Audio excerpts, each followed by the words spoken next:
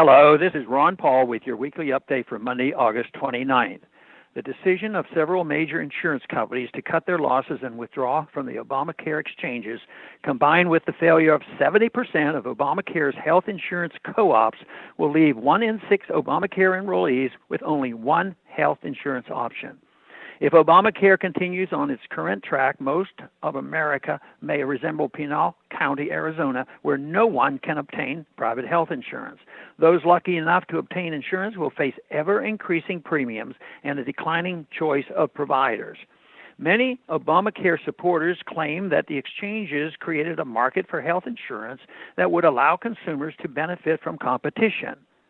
But allowing consumers to pick from a variety of government-controlled health insurance plans is not a true market.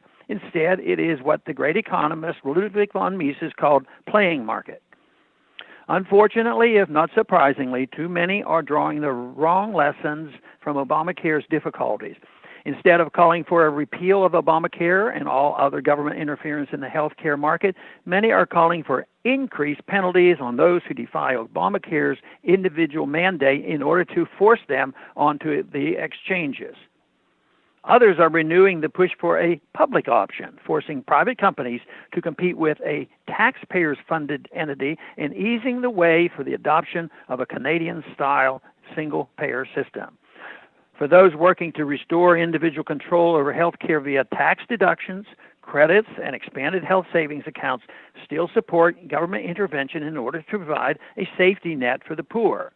Of course, everyone, including libertarians, shares the goal of creating a safety net. Libertarians just understand that a moral and effective safety net is one voluntarily provided by individuals, religious organizations, and private charities.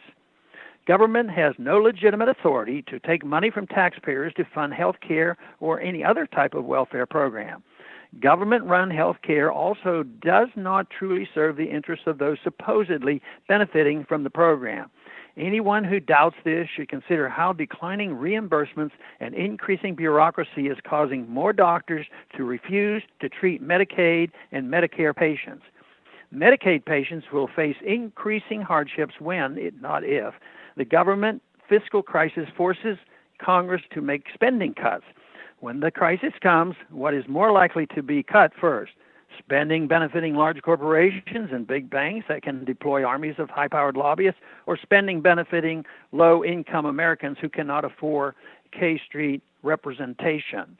Contrary to myth, low-income individuals did go without care from the government in the days before the welfare state. The problems plaguing the healthcare system are rooted in the treatment of healthcare as a right. This justifies government intervention in the healthcare marketplace. This intervention causes increasing prices and declining quality and surprise. Ironically, those who suffer most from government intervention are the very people proponents of these programs claim they want to help.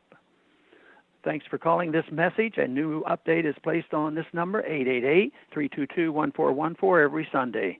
The written text can be found on my Ron Paul Institute website at www.ronpaulinstitute.org and on my Facebook page.